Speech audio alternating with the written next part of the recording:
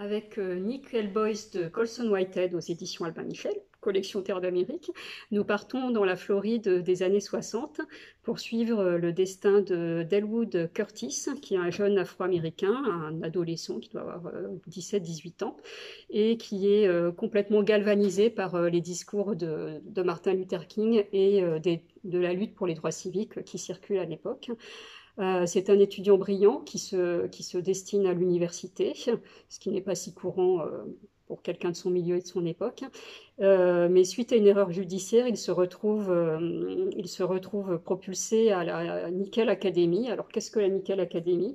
C'est une maison de correction, en fait, dont le but est et bien sûr de remettre les garçons dans le droit chemin, mais finalement il s'avère surtout que c'est vraiment l'enfer sur Terre, un établissement où sont pratiqués de nombreux sévices et d'où on n'est pas sûr de ressortir vivant. Alors, Elwood Curtis, heureusement, se fait un ami, en l'occurrence le jeune Turner, dans cette institution qui va l'aider un peu à survivre. On retrouve donc le grand Colson Whitehead qui poursuit un peu son travail sur qu'est-ce qu'être afro-américain en Amérique, le travail qu'il avait entrepris avec Underground Railroad.